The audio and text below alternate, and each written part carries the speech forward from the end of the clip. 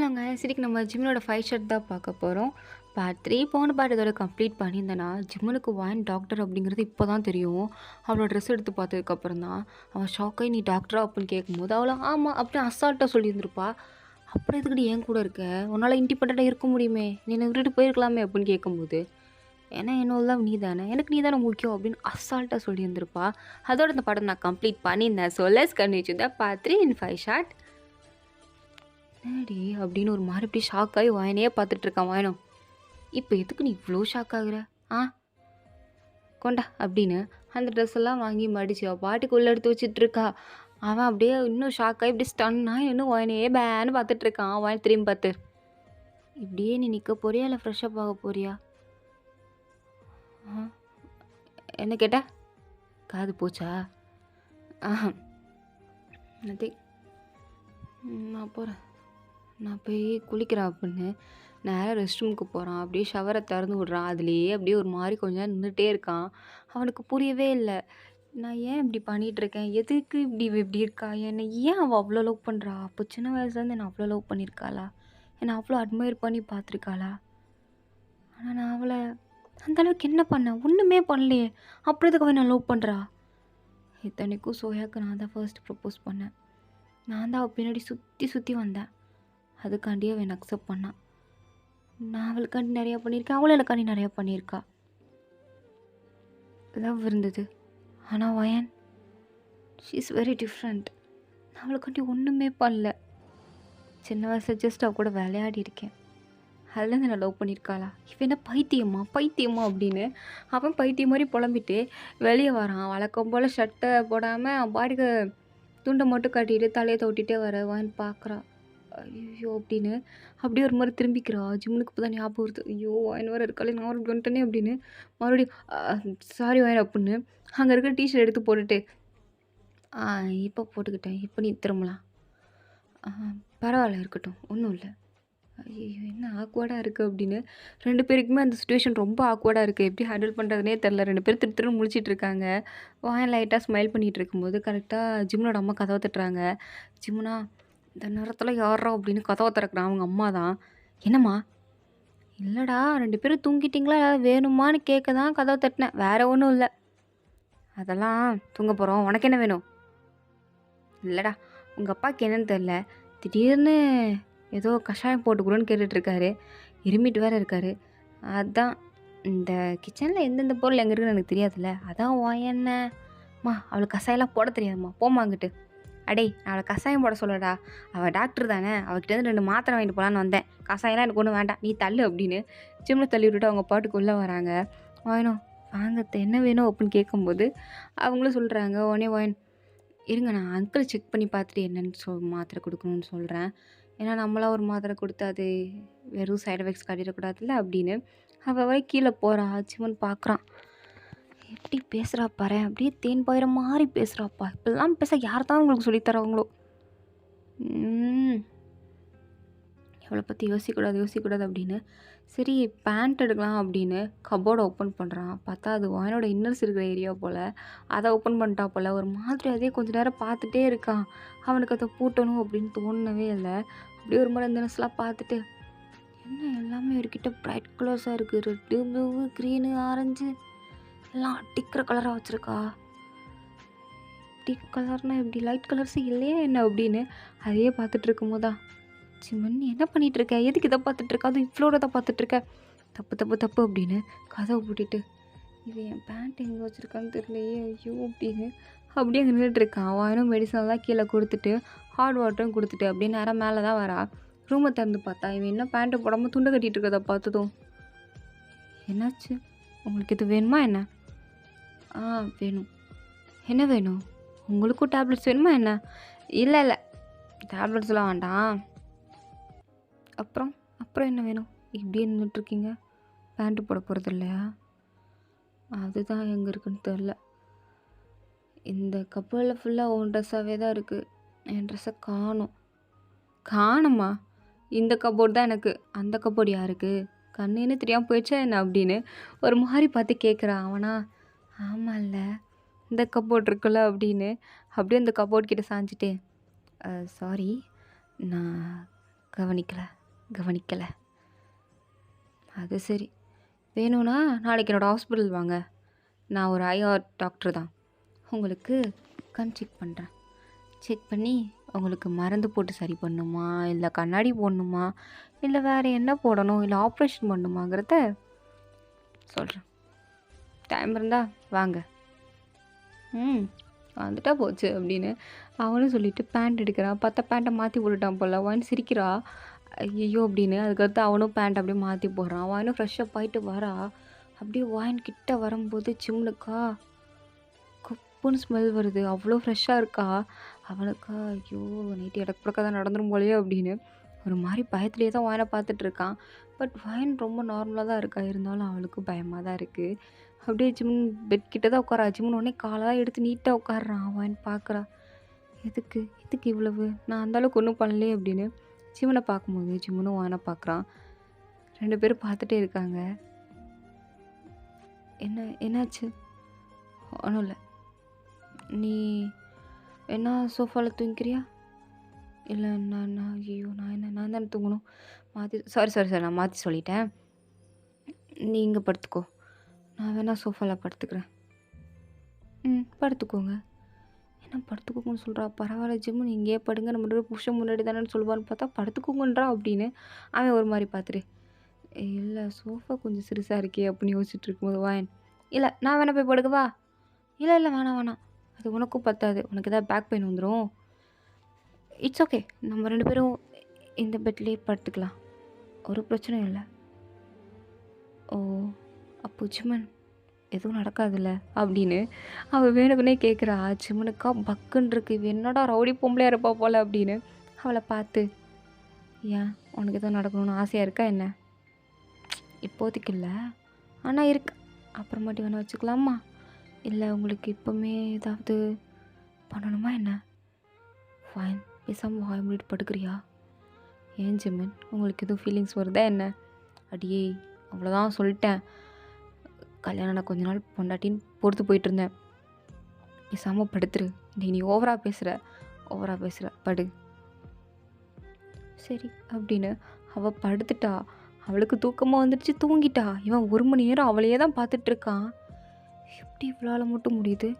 இவ்வளோ நேரம் என்கிட்ட என்னம்மா பேசிட்டு அசால்ட்டாக படுத்து தூங்குறா. இவளுக்கு மட்டும் எப்படி தூக்கம் வருது? எனக்கே வர மாட்டேங்குது. எல்லாம் இவளால தான். எனக்கு தூக்கம் வராமல் இவன் மட்டும் தூங்குறாளே அப்படின்னு அவனும் வாயன் பக்கத்தில் தான் படுக்கிறான். வாயனை பார்த்துட்டு தான் படுக்கிறான். கரெக்டாக அப்போன்னு பார்த்து வாயனும் டேன் பண்ணி படுக்கிறாளா. ஐயோ! எனக்கு சும்மாவே ஒரு மாதிரியாக தான் இருக்குது. இல்லை இவ வேற என்னை பார்த்த மாதிரி படுத்து கிடக்குறாளே அப்படின்னு அவளையே பார்த்துட்டு அப்படியே தூங்கிட்டான். மறுநாள் காலையில் வாயன் கண்ணு முழிச்சு பார்க்குறா. சிம்மன் இப்படி படுத்து கிடக்கிறத பார்த்ததும், சார் ரொம்ப டயர்டாக இருந்தார் போல், நல்லா தூங்குறாரு அப்படின்னு அவள் பாட்டுக்கு ஃப்ரெஷ்அப் ஆகிட்டு ஹேரை வந்து வாஷ் பண்ணியிருப்பா போல். ஸோ அதை காய வச்சுட்டு அவள் பாட்டு நின்றுட்டுருக்கா. அப்போ தான் சிம்மன் அப்படியே கண்ணை முழிக்கிறான். கண்ணை முழிச்சு பார்க்குறான். வாயன் பாட்டுக்கு அந்த முடி இங்கிட்டு ஆட்டி அவள் பாட்டுக்கு தொடச்சிட்ருக்க. அவளை அப்படியே அந்த ஒரு கரெக்டாக சன்லைட் வேறு அவளோட ஃபேஸில் படுதா. அப்படியே சிம்மன் வேன்னு பார்க்குறான். அம்மா இருக்கா? சே, எங்கள் அம்மா அப்பா எனக்கு நல்ல அழகான பொண்ணாக கல்யாணம் பண்ணி வச்சுருக்காங்கப்பா. ஐயோ அப்படின்னு அவளே ஒரு மாதிரி பார்த்துட்ருக்கா. அவளும் சிம்மனை பார்த்துட்டு குட் மார்னிங் அப்படின்றா. Good morning Simon. என்ன? இன்றைக்கி க்ராசரிஸ்லாம் தீர்ந்து போச்சு. மளிகை ஜாமான்லாம் வாங்கணும். ஆஃபீஸ் முடிச்சுட்டு என்னை வந்து பிக்கப் பண்ணுறீங்களா? நம்ம 2 பேரும் சேர்ந்து போய் வீட்டுக்கு தேவையான காய்கறி, அரிசி, பருப்பு எல்லாத்தையும் வாங்கிட்டு வந்துடணும். ஸ்டேஷனரி திங்ஸ் கூட நிறைய இல்லை. அண்ட் என்னோடய ஹேர் ட்ரையர் கூட ரிப்பேர் ஆகிடுச்சு. புதுசு தான் வாங்கணும். அதனால தான் கையில் தொடச்சிட்ருக்கேன். நீ ஏன் ஹேர் ட்ரையர் யூஸ் பண்ணுற? இப்படியே துடைக்க வேண்டியதானே? நல்லா தானே இருக்குது. அது மட்டும் இல்லாமல் அதெல்லாம் யூஸ் பண்ணக்கூடாது. எதாவது யூஸ் பண்ணணும். அது சரி, 1/2 மணி நேரமாக உட்காந்து துடைக்கணும். யார் எனக்கு தொடச்சி விடுவா? நீங்கள் தொடச்சி விட்றீங்களா? குர்ரி நான் வேணா தொடச்சி விட்றேன் அப்படின்னு டவலை வாங்கி அவன் கிட்ட வந்துட்டான். வாயின் ஒரு செகண்ட் அப்படியே ஸ்டன் ஆகி பார்த்துட்டு, என்ன பண்ணுறீங்க? நீ தானே கேட்ட தொடச்சி விட்றீங்களான்னு? அதான் தொடச்சி விட்றான் காட்டு. என்ன கேட்டில்ல? காட்டு தொடச்சி விட்றேன். அதெல்லாம் ஒன்றும் வேண்டாம். நீங்கள் தள்ளி நில்லுங்க அதுவே போதும். எனக்கு ஒரு மாதிரி இருக்குது அப்படின்னு அங்கேருந்து அவள் பாட்டுக்கு போயிட்டா. ஜிம்முன்னு சிரிச்சுட்டே, ஐயோ ஐயோ எனக்கு ஏதோ ஒரு மாதிரி பண்ணுதே அப்படின்னு. அவனும் அப்படியே ஃப்ரெஷ்ஷப் ஆகிட்டு கீழே வரான். அவங்க அம்மா அப்பா இன்னும் இருக்காங்க. வாயன் அவங்களுக்கு பிரேக்ஃபாஸ்ட்லாம் பண்ணி கொடுத்துட்டு ஜிம்மனுக்கும் பண்ணுறா. ஜிம்மன் ஆக்சுவலாக இது வரைக்கும் வயன் சமைச்சு சாப்பிட்ருக்கவே மாட்டான். ஜஸ்ட் அப்பப்போ டேஸ்ட் பண்ணுவான். பட் ஃபர்ஸ்ட் டைம் வயன் சமைச்சு இப்போ தான் சாப்பிட போகிறான். அவன் ஒரு வாய் எடுத்து வைக்கிறான். செம்ம டெலிஷியஸாக இருக்குது. அப்படியே வயனை ஒரு மாதிரி பார்க்குறான். இதுக்கிட்ட இன்னும் என்னெல்லாம் இருக்குது. என்னை ஒரு விஷயத்துலையும் இம்ப்ரெஸ் பண்ணுறேன். எங்கள் அம்மா அப்பா பார்த்துக்கிறதுலையும் சரி, என்னை பார்த்துக்கிறதுலையும் சரி, என் மேலே லவ்வை காட்டுறதுலையும் சரி, ஒர்க்லேயும் சரி, சமையல்லையும் சரி, ரொமான்ஸ்லேயும் சரி. எப்படி தான் இவள் பெஸ்ட்டாக இருக்கோளோ. காட், என்னால் அவளால் இவ்வளோ மாதிரி இருக்க முடியாது. ஓ மை காட் அப்படின்னு வாயினே தான் பார்த்துட்ருக்கேன். அவங்க அம்மா கேட்குறாங்க, ஏண்டா சாப்பாடு அறிகிற போகுது, அதை பார்த்து சாப்பிடு. உன் பொண்டாட்டியே பார்த்துட்ருக்க, அதான் நைட்டு ஃபுல்லாக பார்க்குற, தினமும் பார்க்குறியே, உனக்குன்னு இன்னும் பத்தலையும் உன் பொண்டாட்டியை பார்த்து பார்த்து. புதுசாக கல்யாணம் ஆனவனா சரி, அதான் கல்யாணம் 1 வாரம் ஆச்சுல்ல, இன்னும் என்ன? எனக்கு இன்றைக்கி தான்மா கல்யாணம் ஆன மாதிரியே ஃபீல் ஆகுது அப்படின்னு மனசுக்குள்ளே நினச்சிட்டு, விடேம்மா உனக்கு என்ன சாப்பிடு அப்படின்னு அவங்கள சாப்பிட சொல்கிறான். அவங்களும் சாப்பிட்டுட்டு, சரிப்பா எனக்கு ஒர்க் இருக்குது, நாங்கள் போயிட்டானா நைட்டு கரெக்டாக வீட்டுக்கு வந்துடுவோம் அப்படின்னு சொல்லிட்டு அவங்க எங்கேயோ காரில் கிளம்பி போயிட்டாங்க. வான்னு அவங்க 2 பேரையும் பார்த்து, பரவாயில்ல, எவ்வளோ தான் வயசாக இருந்தாலும் உங்கள் அம்மா அப்பாவும் எங்கே போனாலும் ஒன்றா போகிறாங்க, ஒன்றா வராங்க. அண்ட் லவ் அதுவும் சேமாக அப்படியே இருக்குது. நீங்களாம் கொடுத்து வச்சோம்ல அவனுக்கு இந்த மாதிரி அம்மா அப்பா இருக்கிறதுக்கு. காட் கிஃப்ட் இதெல்லாம் அப்படின்னு அவளுக்கு தான் அம்மா இல்லையே. ஸோ அதை மாதிரி ரொம்ப ஃபீல் பண்ணி பார்த்துட்ருக்கா.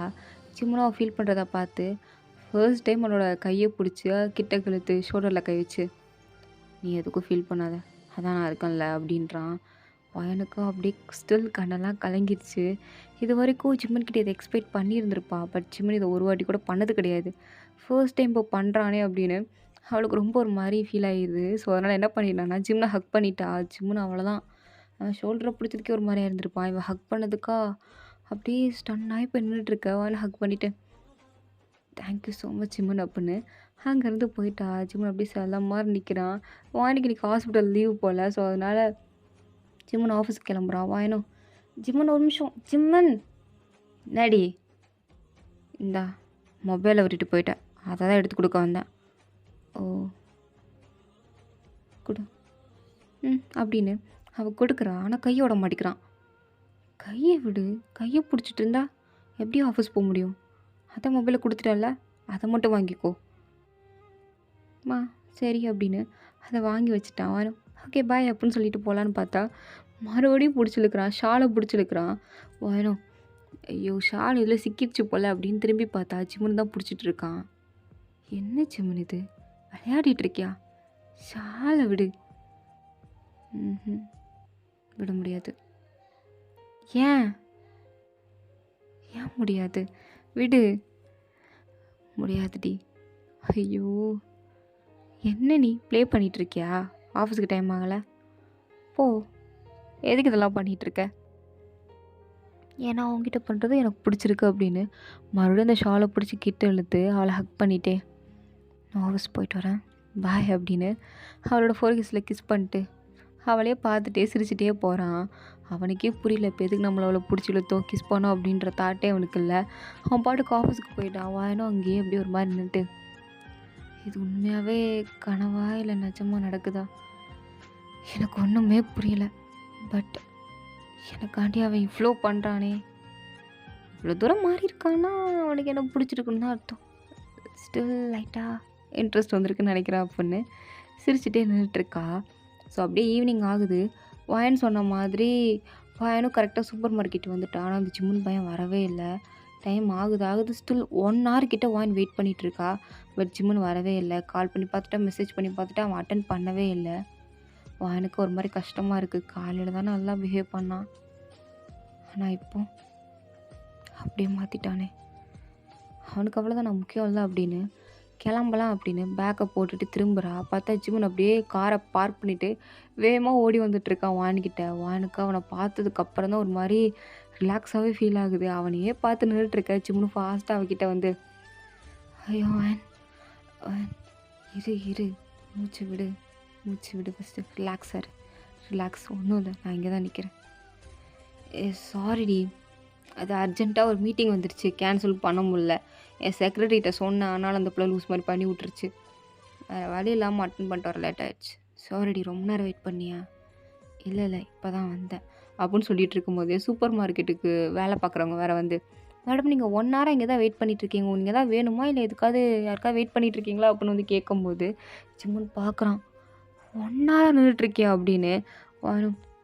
ஒன்றும் இல்லை, நான் இப்போ வரேன், என் ஹஸ்பண்ட் வந்துட்டார், அவருக்கு தான் வெயிட் பண்ணிகிட்ருந்தேன், நீங்கள் போங்க அப்படின்னு அவங்கள அமுச்சு விட்டுட்டு ஜிம்முனை பார்க்குறா. ஜிம்முனா, ஏன்டி கால் பண்ணி பார்த்தேன், மெசேஜ் பண்ணி பார்த்தேன், நான் எதுவும் ரெஸ்பான்ஸ் பண்ணல.